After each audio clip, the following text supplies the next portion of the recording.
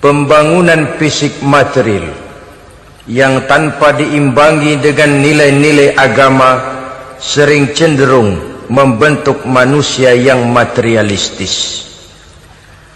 Tolok ukur dan sudut pandang dari segala persoalan hanya terbatas kepada benda yang nyata yang berada di sekitarnya. Akibatnya muncullah pola hidup konsumer yang tujuannya tidak lain adalah prestise, harga diri, kebanggaan, dan kemegahan. Maka terjadilah perlombaan di dalam mengejar sesuatu yang bernama materi. Mereka menyangka bahwa itu semua dapat mengekalkan kebahagiaan, dapat menunjang kehidupan yang langgeng. Ada yang berlomba-lomba mengejar-ngejar harta. Seluruh waktu dalam hidupnya habis untuk mengejar harta. Tidak peduli siang atau malam, sore atau pagi. Sujud tidak lagi sempat, Allah dilupakan dengan agama jauh. Ada yang berlomba mengejar-ngejar pangkat, jabatan, dan kedudukan. Tidak peduli menjilat ke atas, menginjak ke bawah, atau menyikut kiri dan kanan. Bahkan teman pun jadi lawan, lawan pun jadi teman. Bukan soal, yang penting pangkat terkejar. Ada yang berlomba memperbanyak kendaraan, sejak dari jet pribadi, pesawat kapal pesiar, sampai kepada mobil-mobil mutakhir. Ada yang berlomba memperbagus rumahnya. Ada yang berlomba memperbanyak istri dan anak-anaknya. Seluruhnya tenggelam di dalam perlombaan yang menurut ukuran mereka akan mendatangkan prestise, kemegahan, dan kebanggaan. Allah subhanahu wa ta'ala menegur, memberikan peringatan dalam surah yang pendek, yaitu surah At-Takatsur.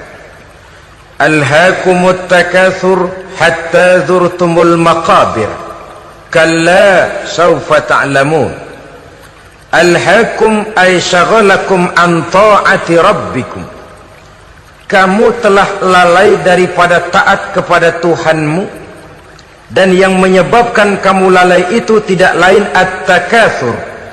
At-takatsur artinya at-tabahi bi kathrati mata'id dunya. Bermegah-megah dengan memperbanyak kesenangan hidup duniawi. Dengan kata lain, berlomba-lomba mengejar kemegahan duniawi telah menyebabkan kamu lalai daripada mengingat, daripada taat kepada Allah subhanahu wa ta'ala. Apabila orang cenderung materialistis, seluruh kegiatan hidup dikerahkan untuk berlomba memperbanyak materi. Apa namanya harta benda, apa namanya rumah, apa namanya pangkat dan jabatan. Maka dikala itu seseorang akan sangat mudah lalai daripada taat kepada Allah subhanahu wa ta'ala. Hilanglah kesadaran bahwa sesungguhnya apapun yang kita miliki dalam kehidupan dunia ini tidak lain hanya barang titipan sementara. Kita cari, kita kejar, tapi setelah kita dapatkan, jangan dia dijadikan tujuan. Jadikanlah dia sebagai alat. Apabila harta benda duniawi sudah dijadikan sebagai tujuan daripada kehidupan, maka sesungguhnya kita sudah terseret dalam satu siklus, satu lingkaran setan yang tidak akan pernah berujung.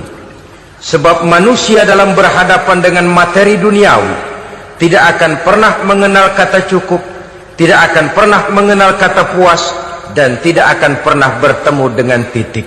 Selalu koma, selalu kurang, selalu tidak ada. Saudara kaum muslimin rahimakumullah. Oleh sebab itu agama memberikan kesadaran seluruh yang kita miliki, yang dititipi oleh Allah dalam kehidupan ini berupa materi keduniaan, hakikatnya adalah alat dan bukan sebagai tujuan. Apabila alat sudah kita jadikan tujuan, kita akan terjebak ke dalam satu perlombaan yang justru akan mencelakakan kita sendiri. Inilah yang saya maksud dengan sirkuit celaka. Perlombaan yang hanya membuat kita jerih, payah, keringat bercucuran, tenaga terkuras, tapi tidak akan pernah sampai ke garis finish, karena memang tidak ada garis finishnya. Betapapun jauhnya satu perlombaan, dia mesti punya garis finish. Tapi kalau sudah at-takatsur, berlomba bermegah-megah diri, maka barangkali tidak akan pernah ada garis finishnya. Kita akan terseret dalam lingkaran setan, berputar di seputar itu tanpa tahu kapan berhenti dan di mana titiknya. Agamalah yang memberikan kesadaran. Alhaakumut takatsur, bermegah-megahan telah membuat kamu lalai daripada taat kepada Allah Tuhanmu. Semua sadar bahwa kita diciptakan tidak lain adalah untuk mengabdi kepada Allah.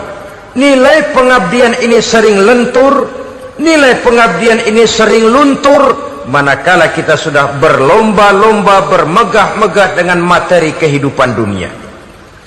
Islam jelas tidak menganjurkan penganutnya jadi orang miskin. Bahkan Imam Ali karramallahu wajhah pernah mengatakan, kemiskinan bisa menyebabkan kekufuran.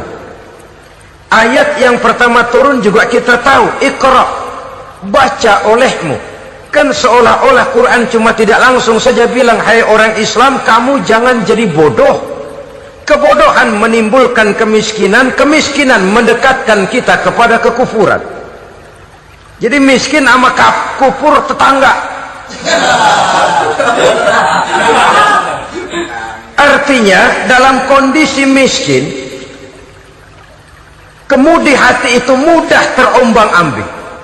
Oleh sebab itu sering kemiskinan umat Islam ini dimanfaatkan oleh orang-orang lain untuk menyebarkan agamanya. Padahal agama adalah soal keyakinan yang tidak mungkin ditunjang dengan supermi, ditunjang dengan beras, pakaian, obat-obatan, beasiswa. Agama adalah soal keyakinan. Keyakinan adalah soal kebenaran, dan kebenaran itu adalah milik bersama. Tujuan diciptakannya manusia tidak lain adalah untuk melaksanakan ibadah. Kalau orang tenggelam dalam perlombaan memperbanyak harta, mempertinggi kedudukan, memperindah segala macam yang sifatnya duniawi, biasanya itu akan membuat dia lalai dari taatnya kepada Allah Azza wa Jalla. Kadang bukan hanya lalai daripada taat, juga sering terjebak kepada maksiat. Karena kalau pola pandang dan tolok ukur sudah benda duniawi semata-mata, sangat tidak mustahil orang lalu terjebak ke dalam prinsip menghalalkan segala cara. Asal sudah tujuan tercapai, cara apapun halal. Akhirat nomor 18. Nah, bukankah memang barangkali kita sejak kecil sudah dilatih untuk materialistis? Umpamanya kita hanya sering dilatih untuk takut kepada yang konkret-konkret saja, takut kepada yang nyata-nyata saja. Seorang ibu kalau menakuti anaknya, aduh nak, kenapa ini kau kerjakan? Kalau bapakmu tahu, waduh, habis kamu. Ya, kita lihat, kalau bapakmu tahu, kalau polisi tahu, kalau hansip tahu, kalau satpam tahu.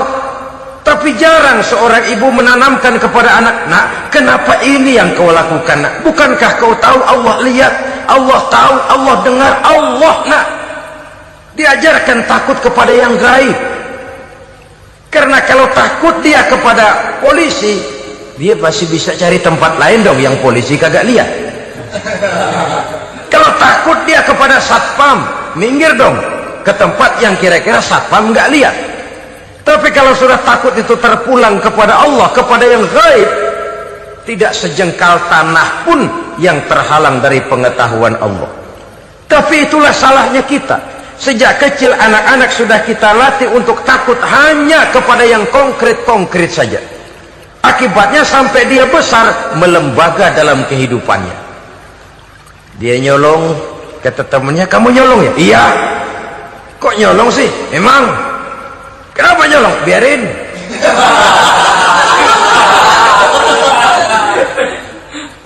Kamu kan tahu Allah lihat? Tahu. Kenapa nyolong juga? Biarin. Asal orang jangan lihat. Kalau Allah mah lihat, dia kagak ribut. Allah nggak ribut katanya. Nah, ini kan satu refleksi yang timbul daripada kenyataan. Jikalau orang hanya dijejali rasa takut kepada yang konkret-konkret saja, kepada yang zahir-zahir saja, yang akan tumbuh lalu mental kucing, sopan, tenang, kalem, ayem, nggelenggem. Kalau ada orang, sedikit orang meleng, kucing kelihatan watak aslinya. Saudara-saudara kaum muslimin rahimakumullah. Oleh sebab itulah maka agama lewat surah yang kita bicarakan pada pertemuan ini memberikan peringatan. Kala, jangan begitu dong. Kamu boleh mencari dunia, silahkan cari harta yang banyak, cari pangkat yang tinggi, tapi jangan itu membuat kamu lalai daripada taat terhadap Allah subhanahu wa ta'ala. Jangan karena keinginan mendapat harta yang sebanyak-banyaknya lalu melakukan segala macam cara asal tujuan tercapai. Itu sudah membuat kita lalai. Jangan karena ingin mengejar kedudukan yang tinggi lalu jilat atas injak bawah, nggak mempan jilat, dukun dipakai.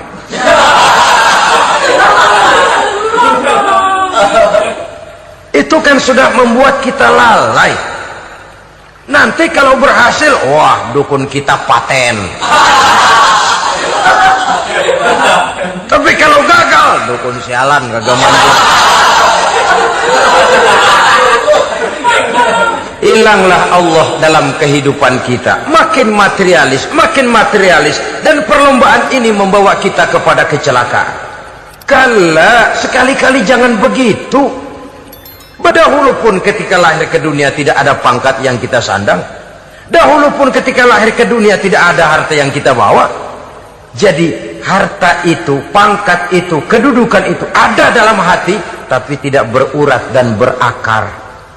Kalau dia berurat dan berakar dalam hati, berat misah sama harta itu. Berat. Sekedar ngasih fakir miskin cepet juga berhitungnya 17 lembar.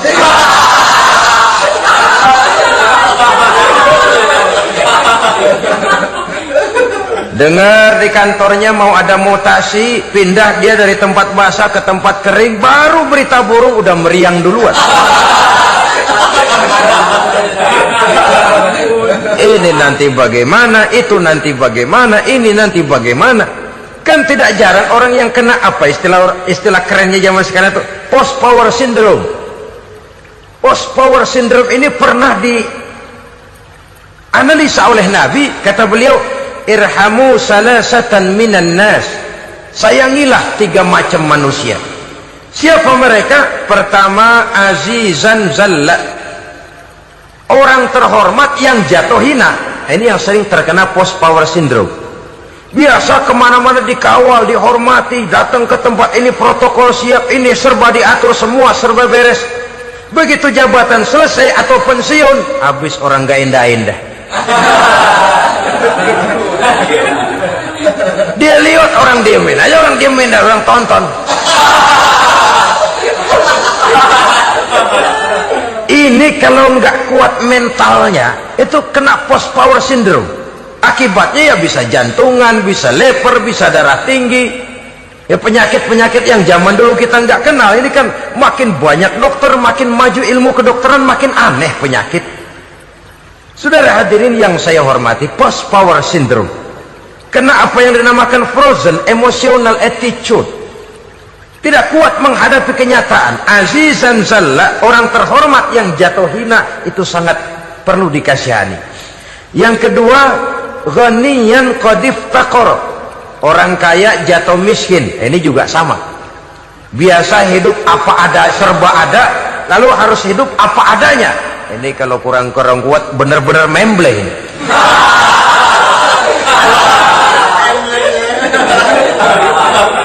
Kalau tidak kuat mentalnya, biasa hidup serba enak, serba nikmat, cuma kerjanya neken cek, main apa itu kredit card, macam-macam fasilitas dipunyai, tahu-tahu jatuh bangkrut, jatuh miskin. Kalau tidak fondasi agamanya kuat, bisa gantung diri, bisa bunuh diri, bisa frustasi, bisa terkena psikosomatik, tekanan jiwa mempengaruhi faktor biologis. timbullah tekanan, terjadilah penyakit aneh-aneh. Al-ghaniyan qad iftaqara, orang kaya jatuh miskin, itu perlu dikasihani. Yang ketiga, wa faqihan yal'abu bihil juhal, ahli fikih tapi dipermainkan oleh orang-orang bodoh.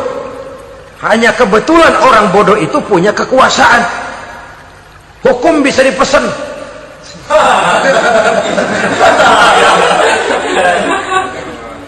Aturannya haram, Ustaz, ada haram dikit aja dah.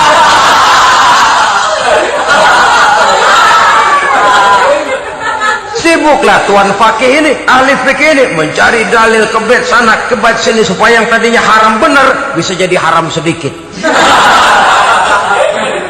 Padahal yang minta ini orang bodoh, tidak ngerti agama, cuma karena punya kekuasaan dipermainkan oleh orang yang fakih. Orang yang fakih ini dipermainkan.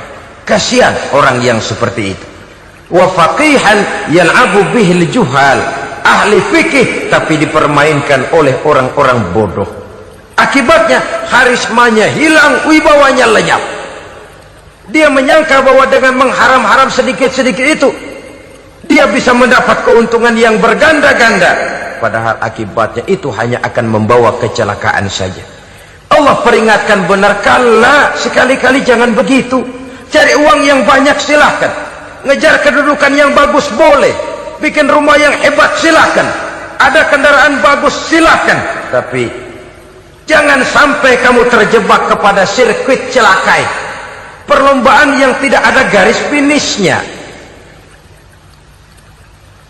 Sering dicontohkan orang menghayal, melamun, kamu kenapa nggak mau ibadah? Lah bagaimana mau sembahyang, saya di Jakarta masih ngontrak.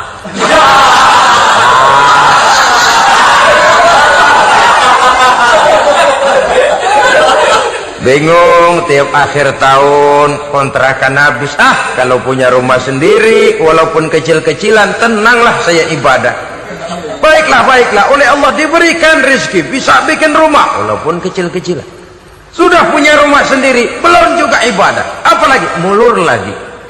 Habis bagaimana mau sembahyang, rumah kecil banget, pinggir kali, asal hujan bocor ya.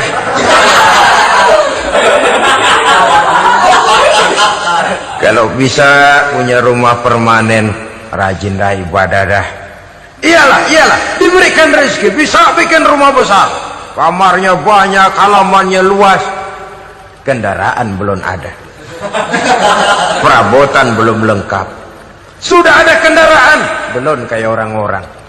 Sudah kayak orang-orang, masih sama dong, kudu di atas. Kapanlah selesainya? Kala, sekali-kali jangan begitu. Jangan kamu mengumpulkan harta bermegah-megah membuat kamu lalai dari taat kepada Tuhanmu. Engkau tinggalkan rukuk dan sujud, engkau jauh dari masjid, engkau kering dari kehidupan beragama. Sebab itulah maka pembangunan fisik material tidak bisa dipisahkan dengan pembangunan mental spiritual. Tidak hanya cuma dalam teori, tapi juga harus dalam praktek. Selalu pembangunan yang hanya mengarah kepada fisik material, jauh dan kering dari agama, hanya akan melahirkan manusia-manusia materialistis yang terjebak di dalam sirkuit celaka, perlombaan yang tidak pernah mengenal garis finish. Soal itu agama mengajarkan, orang kaya itu siapa sih? Yang banyak duit? Belum tentu. Yang kebunnya di mana-mana ngebelatak? Belum tentu. Yang pabriknya selebar-lebar? Belum tentu. Yang punya segala macam peternakan, dari peternakan gajah sampai peternakan kutu?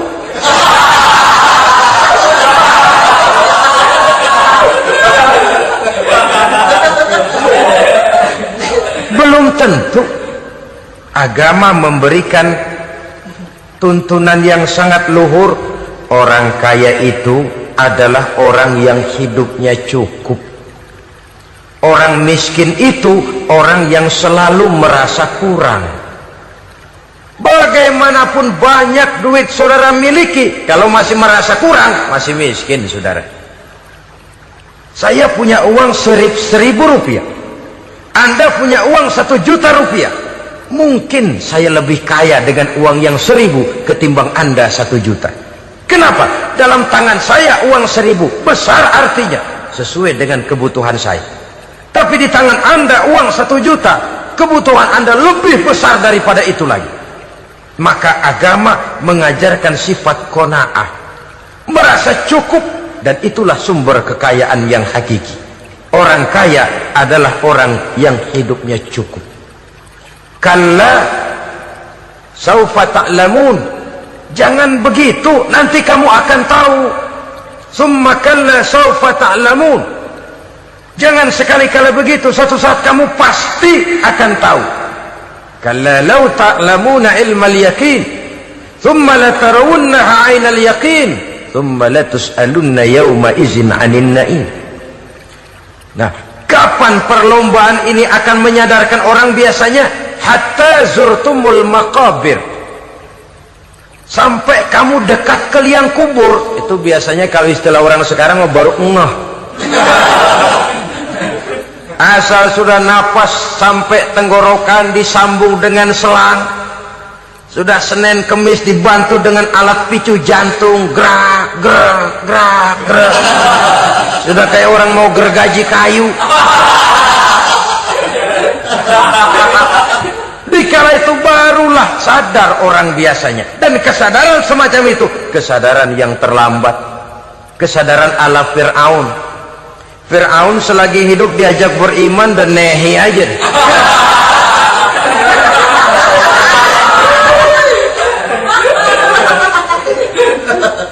Tapi ketika dia tenggelam di Lautan Merah bersama seluruh tentaranya, dikala napas hampir terputus, keluar ucapannya, amantu bi Rabbi Musa wa Harun. Aduh, kalau begini mah saya juga percaya kepada Tuhannya Musa dan Harun. Saya beriman kepada Allah. Lagi timbul tenggelam mau sekarat baru beriman. Hatta zurtumul maqabir, kamu telah lalai dari sebab bermegah-megah sampai kamu masuk ke liang kubur, dekat ke liang kubur. Kalimat zurtum di sini menjelaskan bahwa kubur itu tidak selamanya. Zurtum itu dari kalimat zaro ya zuru, berziarah. Orang berziarah kan sebentar. Ke kubur itu sama dengan berziarah kita di situ. Sebentar, tidak akan selamanya, tidak akan kekal dalam kubur. Bahwa kubur itu cuma satu halte dari sekian halte yang harus kita jalani.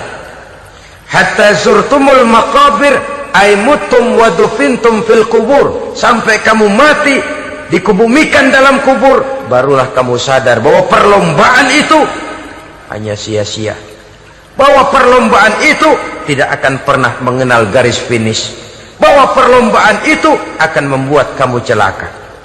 Begitulah umumnya kebanyakan orang yang terjebak ke dalam paham materialis, baru menyadari kesalahan langkahnya pada saat napas sudah sampai di tenggorokan. Ternyata uangnya yang miliaran rupiah tidak sanggup menyambung nafasnya. Ternyata kendaraan yang serba mewah berkilat tidak sanggup meneruskan kehidupannya. Ternyata pangkat jabatannya yang tinggi yang membuat dia menyebabkan temannya jadi lawan, lawannya jadi teman, tidak akan sanggup menghentikan sang malaikat maut. Kalau keadaan sudah begitu, baru sadarlah kita terlambat. Karena saat seperti itu akan dihadapi oleh setiap orang. Kala, jangan begitu. Sadarlah kamu bahwa kalau sudah dekat ke liang kubur kamu baru insaf, itu terlambat.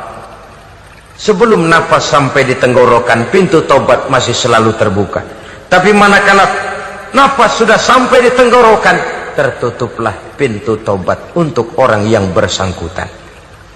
Oleh sebab itu, perlombaan dengan bermegah-megah terhadap materi duniawi, tolok ukur dan pandangan hidup yang terbatas kepada wujud benda semata-mata, memang sering menyebabkan orang lalai, sering menyebabkan orang lupa diri, tidak sadar tentang hakikat yang terpenting dari kehidupan ini, yaitu tentang dari mana dia datang, di mana dia sekarang, dan kemana dia akan pulang. Sungguh Ilmu pengetahuan tidak akan pernah mampu menjawab persoalan ini. Sungguh filsafat juga tidak berdaya menghadapi pertanyaan seperti ini. Hanya agama yang mampu memberikan kepastian batin tentang hakikat dari mana kita datang, di mana kita sekarang, dan kemana kita akan pulang. Makin kita renungi pertanyaan ini, makin kita menemukan diri sendiri. Dan makin kita menemukan mengenal diri sendiri, kita akan semakin mengenal Allah subhanahu wa ta'ala. Semakin kita mengenal Allah, maka akan semakin terpanggil kita untuk dekat dengannya, mentaati segala perintahnya, dan berupaya menjauhi segala yang dilarangnya. Dengan demikian selamatlah kita dari satu perlombaan yang hanya akan menyeret kita kepada menghalalkan segala cara, jauh dari agama, jauh dari Allah, bahkan jauh dari sesama manusia. Karena umumnya perlombaan seperti ini akan cenderung melahirkan manusia yang egois. Muslimin rahimakumullah.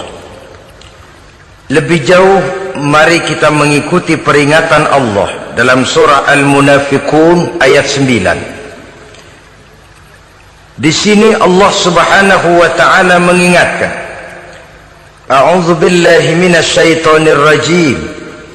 Ya ayyuhalladzina amanu la tulhikum amwalukum wala auladukum an dzikrillah wa may yaf'al dzalika fa ulaika humul khasirun. Hai orang-orang yang beriman, jangan sampai hartamu dan anak-anakmu melalaikan kamu daripada mengingat Allah. Wa may yaf'al dzalik, barang siapa yang melakukan hal seperti itu, fa ulaika humul khasirun, maka merekalah sesungguhnya orang-orang yang merugi. Rugi dunia, rugi akhirat. Disebutkan di sini dua hal yang sering menyebabkan kita jadi lalai. Amwal dan aulad. Harta dan anak-anak. Materi dan keluarga. Perlombaan di dalam mengumpulkan materi sering menyebabkan kita menjadi lalai. Begitu juga amanah berupa anak ini sering kita lalaikan atau sering membuat juga kita menjadi lalai. Kita lalaikan dalam arti bahwa keduanya, baik harta baik anak, merupakan amanah dari Allah. Setiap orang tua akan dimintakan pertanggungan jawab. Apabila kita lalaikan amanah ini, maka resikonya akan kembali juga kepada kita. Tapi satu hal yang jelas dalam ayat 9 surah Al-Munafiqun ini, bahwa perlombaan memperbanyak harta dan anak-anak yang masuk dalam kelompok at-takatsur itu tadi akan menyebabkan orang khasiru, termasuk ke dalam kelompok orang-orang yang rugi. Perlombaan yang hanya akan membawa kerugian semata-mata. Kemudian di dalam satu hadis Rasulullah sallallahu alaihi wasallam memberikan peringatan. Beliau bersabda, "Iza azzamat ummati dinaran wa dirhaman, nuzi'at minha haibatul Islam, wa iza tasabat ummati saqatat min ainillah." Wa iza turikatil amru bil ma'rufi wan nahyu 'anil munkari hurimat 'alaihim barakatul wahyi. Ada tiga hal yang kalau kita kerjakan akan menimbulkan tiga macam akibat di dalam hadis ini. Pertama, iza azzamat ummati dinaran wa dirhaman.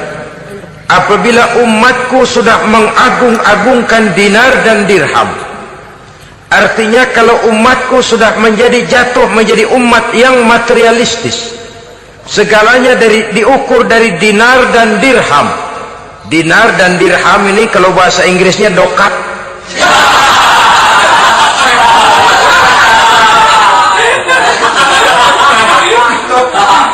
Segalanya diukur dari segi dinar dan dirham saja.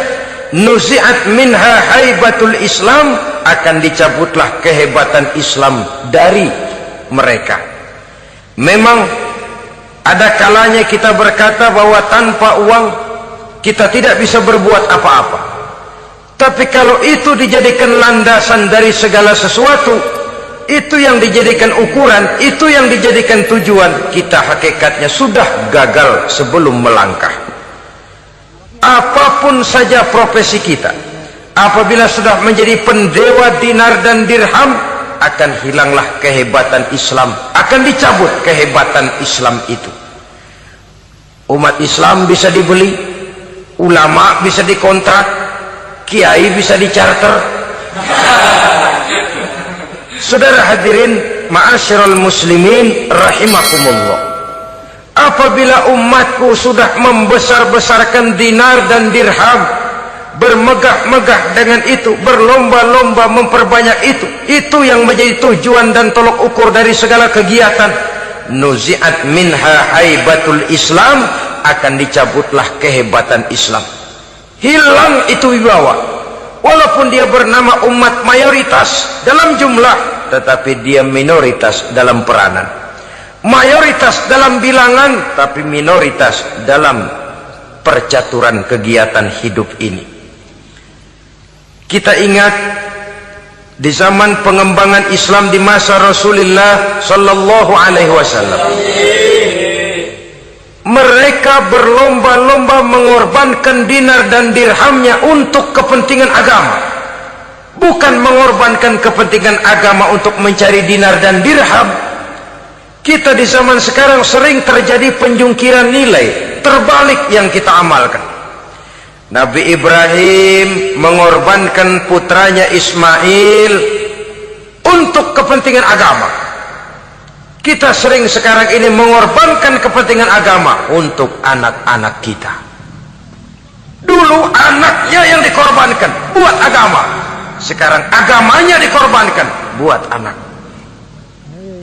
Dulu dinar dan dirham dibelanjakan untuk menopang agama, sekarang agama dijadikan alat untuk mencari dinar dan dirham. Saudara-saudara kaum muslimin rahimakumullah, memang apabila dinar dan dirham digunakan untuk penyangga perjuangan, itulah idealnya. Saya katakan tadi, dinar, dirham, uang, dunia cuma sekedar alat, bukan sekedar tujuan. Kita memerlukan alat ini. Membangun pesantren tidak cukup dengan semangat, membangun rumah sakit Islam tidak cukup dengan pidato, membangun masjid tidak cukup dengan semangat menggebu-gebu. Kita perlu semen, kita perlu pasir, kita perlu batu kali, kita perlu besi, dan itu semua beli. Tidak turun dari langit seperti turunnya embun di waktu pagi. Tidak mungkin rumah sakit Islam muncul ke permukaan hanya dengan sim salabim abrakadabra.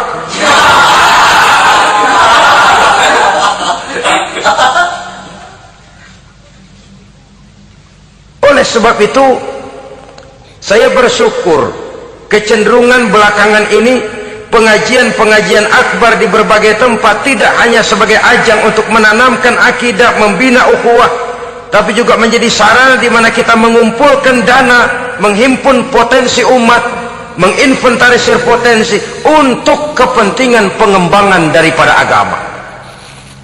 Meskipun ada satu dua orang yang salah paham tentang ini, sampai kemudian saya mendapat satu merek yang cukup tidak enak untuk didengar, mengkomersilkan pengajian katanya, karena memang ada pengajian yang menggunakan sistem karcis, sebenarnya juga tidak etis. Undangan berikut infak yang seluruh hasilnya digunakan buat kepentingan agama, apakah itu rumah sakit, apakah itu madrasah, apakah itu masjid, dan satu sen pun saya tidak menuntut bagian dari itu. Saya malah berprinsip sepanjang saya masih laku untuk dijual dan itu memang buat kepentingan agama, persilahkan jual saja, asal buat masjid, pesantren, madrasah, rumah sakit Islam, kegiatan syiar dan dakwah, silakan. Tapi kalau sudah dijual buat kepentingan pribadi, memperkaya diri sendiri, tentunya dunia akhirat sulit untuk ridho kepada tingkah laku yang semacam itu. Kita memerlukan dana, umat di daerah membangun memerlukan dana, dan dana itu tidak hanya datang begitu saja. Kita bersyukur bahwa untuk menghadiri pengajian sekarang ini orang mau mengeluarkan uang, mau memberikan infak dengan ikhlas, tidak dengan keterpaksaan. Kenapa tidak?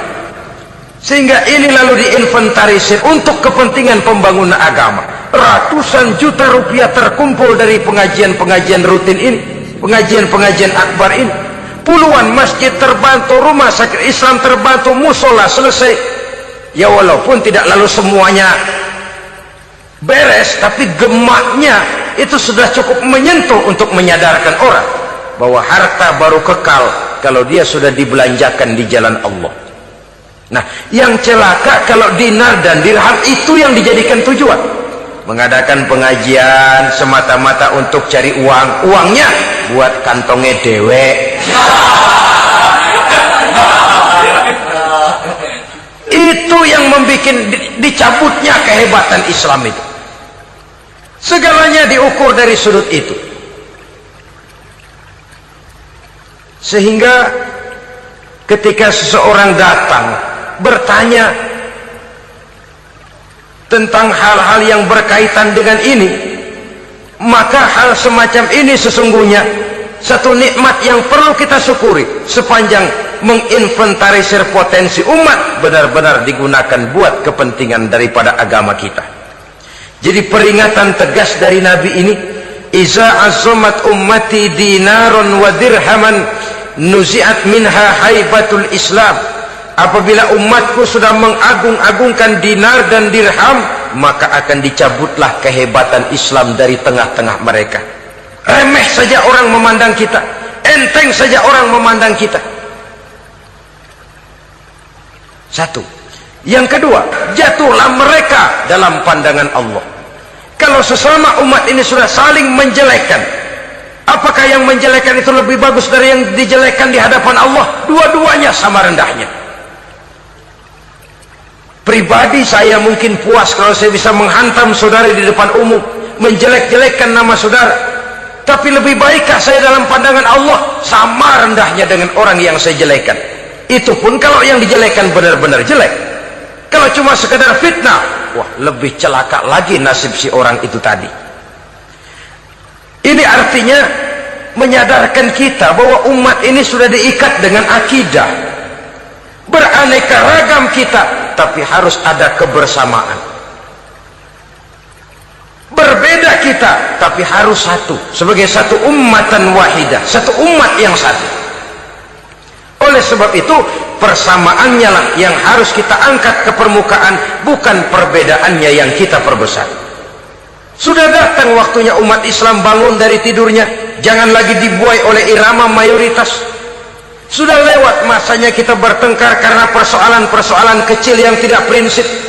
Sudah datang waktunya umat Islam bersatu, menyusun saf yang lebih lurus, oleh karena ia dihadapkan kepada tantangan-tantangan yang tidak semakin ringan.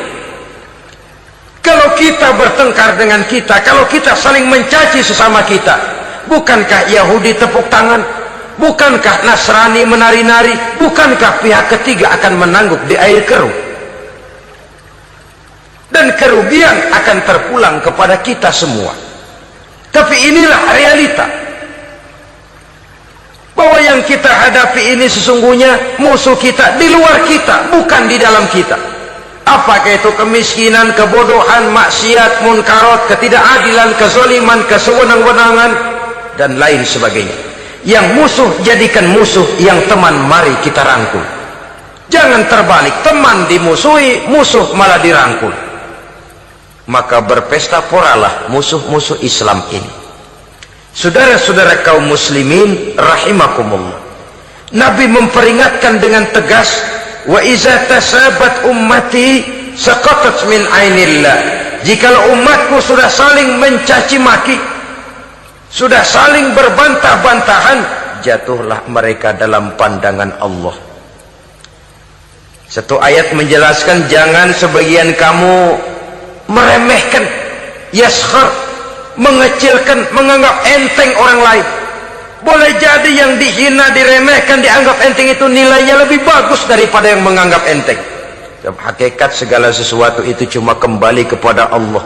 Di sanalah penilaian finalnya. Manusia hanya melihat yang zahir. Makin banyak harapan hidup ini kita gantungkan kepada manusia, makin banyak kita harus bersiap untuk kecewa. Saudara-saudara kaum muslimin rahimakumullah. Kemudian yang ketiga peringatan dari baginda Nabi, wa iza turikatil amru bil ma'rufi wan nahyu 'anil munkari hurimat 'alaihim barakatul wahyi. Apabila amar ma'ruf dan nahi munkar telah ditinggalkan, maka akan hilanglah keberkahan wahyu, akan hilanglah keberkahan Quran, akan sirnalah keberkahan agama. Amar ma'ruf dan nahi munkar ditinggalkan, artinya di tengah masyarakat sudah tidak ada lagi yang menyerukan ini baik, ini tidak baik, ini halal, itu haram.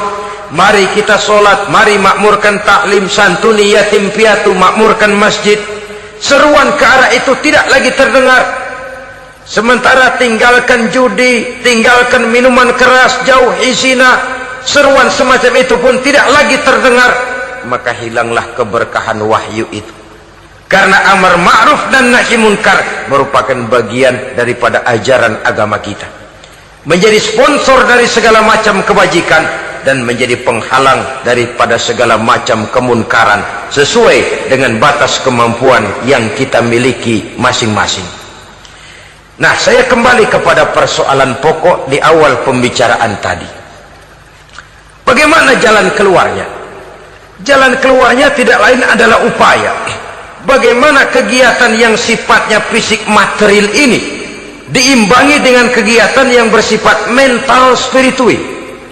Upaya menghidupkan majelis-majelis taklim, upaya memakmurkan masjid-masjid sebagai laboratorium rohani untuk mewujudkan keseimbangan dalam pola pikir yang akan berlanjut dalam gerak hidup yang kemudian akan tertuang dalam segala perbuatan manusia.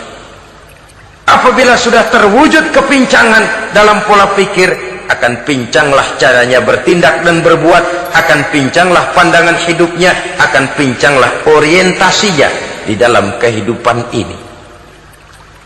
Oleh karena itu, Islam dalam berbagai aspek kehidupan mengajarkan sistem keseimbangan. Mencari harta boleh, tapi tidak boleh keluar dalam kerangka fastabiqul khairat. Berlomba-lomba silakan, tapi untuk kebaikan. Bukan untuk bermegah-megah, bukan untuk menumbuhkan gengsi, bukan untuk meninggikan prestise dan harga diri, tapi fastabiqul khairat, berlomba-lomba di dalam mengejar kebajikan, di dalam menyebarkan kebaikan. Bukan sekedar berlomba-lomba, tapi tolong menolong, bantu membantu. Ta'awanu 'alal birri wat taqwa wa la ta'awanu 'alal ismi wal udwan. Bertolong-tolonganlah kamu di dalam kebaikan dan takwa, jangan bertolong-tolongan di dalam perbuatan dosa dan permusuhan. Kerjasama di dalam kebaikan, kerjasama di dalam ketakwaan. Ada satu contoh yang menarik bahwa umat Islam di dalam ia menjalin kebersamaan itu harus seperti orang main sepak bola. Saudara lihat, orang main sepak bola, kalau pertandingan belum dimulai, silakan kumpul di luar lapangan, atur strategi yang baik. Tapi kalau pertandingan sudah dimulai, turun ke lapangan hijau, jangan kumpul terus. Masa ada sepak bola gotong royong, groyok ke sana, groyok ke sini, ya kalah terus. Harus ada yang jadi penyerang tengah, kan begitu toh sepak bola. Harus ada yang jadi kiri luar, kanan dalam, striker, back, penjaga gawang. Yang penting kerjasama, teamwork, lalu mampu menciptakan operan-operan. Yang jadi back jangan ngiri sama yang jadi penyerang tengah. Jangan hasut, sebab bagaimanapun juga andai kata si penyerang tengah berhasil menjaringkan bola ke gawang lawan, kan kemenangan bukan kemenangan satu orang, kemenangan satu kesebelasan, kemenangan satu tim. Ini yang sering terjadi, back ngiri sama penjaga gawang, lalu penjaga gawang ngiri sama penyerang tengah, penyerang tengah ngiri sama kiri luar. Ya kapan mau menggolkan ke gawang lawan? Kita ini satu kesebelasan, posisi boleh berbeda. Umat Islam itu harus ada yang jadi camat, lurah, bupati, gubernur, menteri, jadi jenderal, jadi konglomerat, jadi pengusaha, jadi teknokrat. Yang penting kerjasama, teamwork, mampu menciptakan operan-operan yang akurat. Diego Armando Maradona, enggak pakai dia, enggak. Itu katanya maha bintang, gagah, hebat. Bintang lapangan hijau. Kapan Maradona hebat? Kalau ditunjang oleh 10 temannya yang lain. Merupakan satu kesebelasan. Bagaimanapun hebatnya Diego Armando Maradona, kalau dia sendirian lawan satu kesebelasan, remek.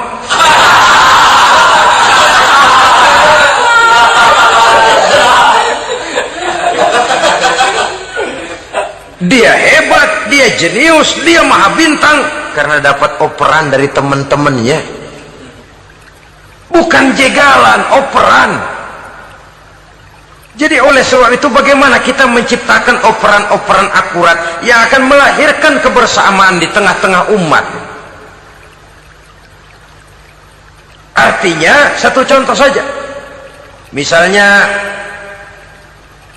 seorang pengusaha besar, oleh karena kesibukannya di dunia bisnis, tidak perlu jadi ketua pembangunan musola. Tapi kalau ada musola belum selesai, operan. Operannya itu yang penting. Apa yang dioper itu? Semen, apa batu kali, apa besi? Yang penting operan. Operannya akurat. Kadang-kadang ada terjadi juga frustasi ngelihat lawan kesebelasannya terlalu kuat, ngoper ke gawang sendiri. Jebol. Kan sering terjadi begitu. Muslim didukung oleh umat Islam, ketika punya posisi menguntungkan malah mempersulit Islam. Ini kan ngoper ke gawang sendiri, bunuh diri namanya. Boro-boro jebolin gawang lawan, asal jangan bunuh diri juga lumayan. Jadi kalau saja kita mampu menciptakan kebersamaan seperti ini, baju boleh berbeda. Seorang muslim boleh dibungkus baju ABRI, boleh dibungkus baju dokter, boleh dibungkus baju teknokrat, boleh dibungkus baju konglomerat, sekedar baju. Tapi kalau terbukalah baju itu, kelihatan dadanya, terbersit nilai imannya, meresap sampai ke tulang sumsumnya. Dan pada saat Islam dikuti-kuti, akan timbul kecintaannya, akan timbul, saya muslim dan saya bangga dengan Islam saya muslim dan saya mau berbuat untuk Islam saya muslim dan saya siap mati untuk Islam saya. Dengan baju apapun dia terbungkus, kalau roh, jiwa dan semangat semacam ini tertanam, saya yakin kita umat Islam akan mampu berbuat lebih banyak dengan mewujudkan operan-operan. Oke guys, jumpa lagi di channel YouTube-nya Baran Arfadiazani. Ya, kita lihat apa yang dikerjakan hari ini. Beliin kayak Bapak ya. Apa? Nanti Bapak beliin ya yang kayak gitu lah sepedanya. Enak apa yang kayak gitu? Iya. Enak yang kayak kemarin lah. Bagus. Enggak, aku mau yang kayak gitu. Aku mau yang ada goncengan. Ya. Deh. Maaf ya.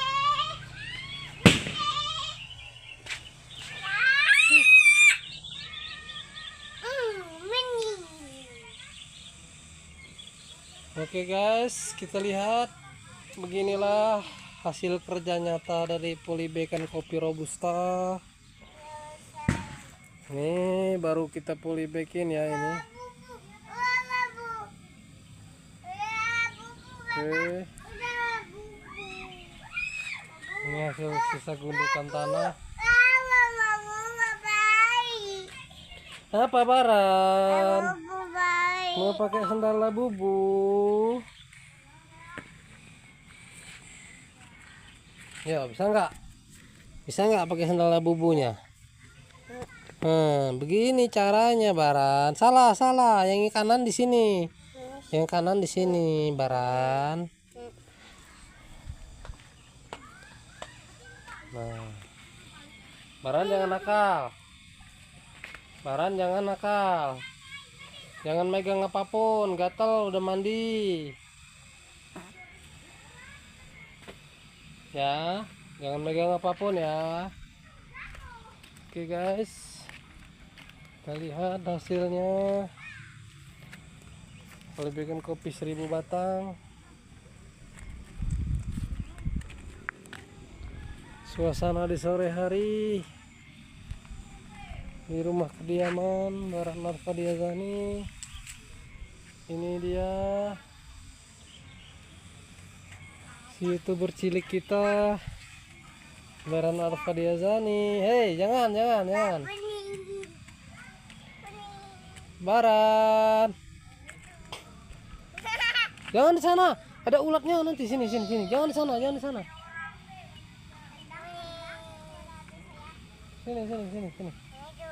Jangan di sana. Wih, jangan di sana. Nggak boleh gulung-gulung sana. Jatuh nanti ya. Nggak boleh.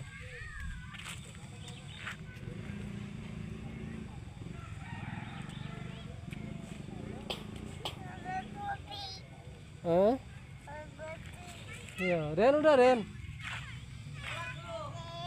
Pelawan aja yang ayo kan ya. Nah, suara apa itu? Suara petir. Oh, suara petir. Ada asap. Wow, ada pembakaran sampah ini. Ada pembakaran sampah. Sini, jangan sana, panas, bahaya. Ada pembakaran sampah ini. Yuk, sana.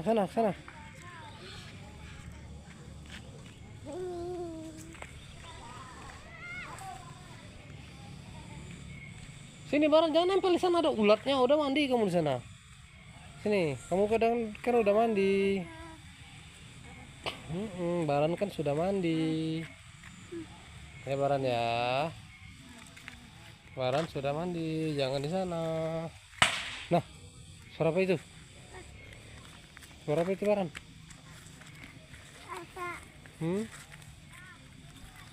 Baran, ada suara apa itu di sana? Lihat. Ini di pekarangan pinggir rumah ada tanaman tomat, cabai, singkong. Yuk sana lagi, jalan. Kita lihat lagi ada apakah? Aduh. Ini penampakan rumah YouTuber cilik kita dari samping. Seperti ini. Oke guys. Baran megang apa itu? Cabe. Oh, cabenya udah buah.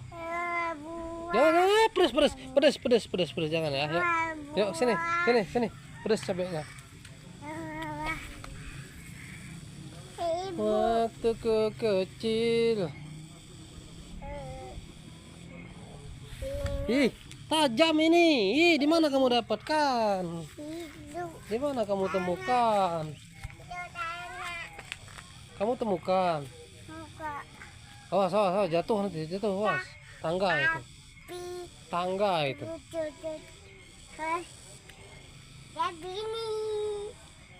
Ada tangganya, awas. Hati-hati. Awas, kotor Baran.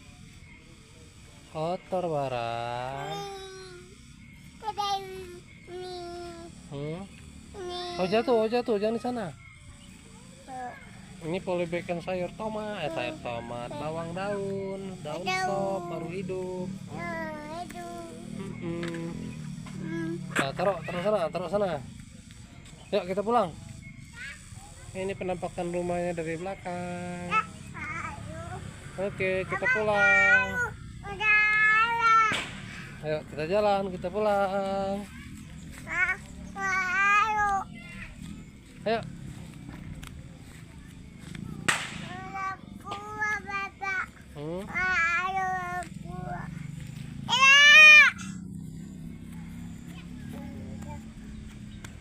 Sini Baran. Biarlah, biarlah. Pas ada motor bahaya. Ada bahaya motor. Sini bahaya, ada motor lewat. Kita bapak. Biarlah dia main jauh dia. Main jauh dia. Kita. Tuh kan main jauh dia. Ini ada. Jauh, udah kan kelihatan lagi. Ini jauh, sini aja.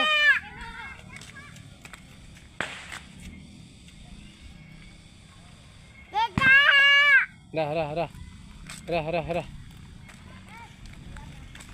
Udah, Baran. Udah sini. Kita.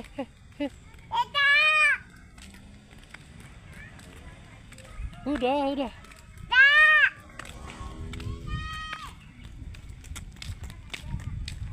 Nggak usah sana, nggak usah, biar ayo aja. Sini aja kamu. Baran. Nah, ada meong sana, meong. Gorila. Cepatlah sini.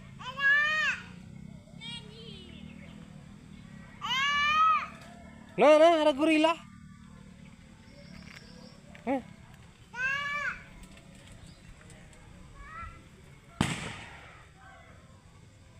Udah sini. Baran sini, Baran. Mau kemana kamu? Dia main pergi jauh dia. Dia pergi jauh. Yuk kita pulang aja. Dia pergi jauh. Ayo kita pulang.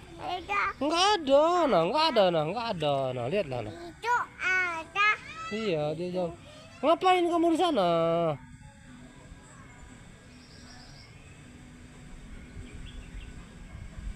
Udah ya? Kita. Ya biarin aja dia main. Dia main. Kita. Iya, jauh dia mainnya.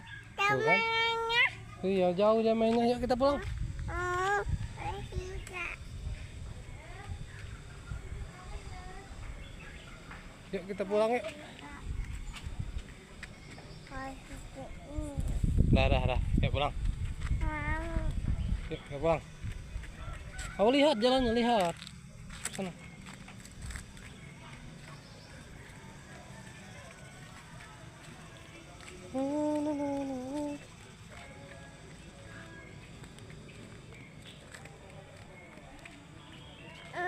Ayo jatuh, nanti mau kemana kamu?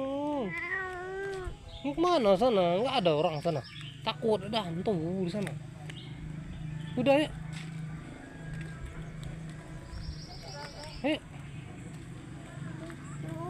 Emang nggak ada, dibilangin nggak ada. Nggak ada, nah. Nggak ada, nah. Ih.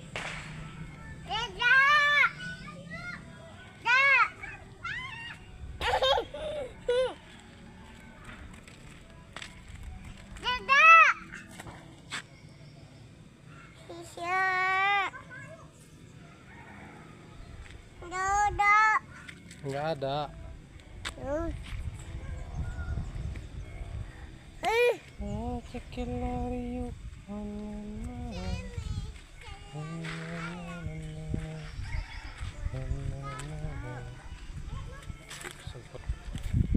Lewat sini, ada semut di sana, ada semut. Lewat sini jalannya, lewat sini.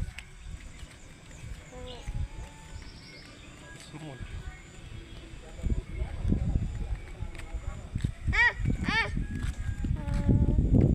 Ayo, nah itu ibu udah manggil ya. Kita mau pergi, mau jalan, mau ikut nggak kamu? Ayo cepatlah. Ayo tinggal kamu, nggak ada kamu. Ya.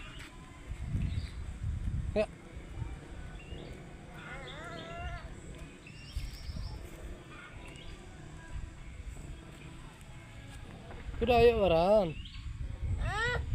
Tinggallah kamu, nggak mau ikut dah. Mau pergi tempat nenek. Kamu tinggal sendiri ya. Ya. Ada semut di sana, ada semut di sana. Udah nggak usah dipanggil, udah main sana.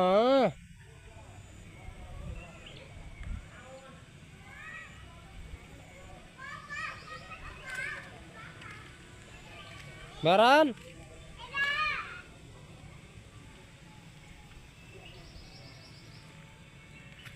Udah yuk, udah pergi. Ayonya, ayo. Dia udah pergi. Ayo sini, hei. Sini nah, mau kemana? Sana ada semut.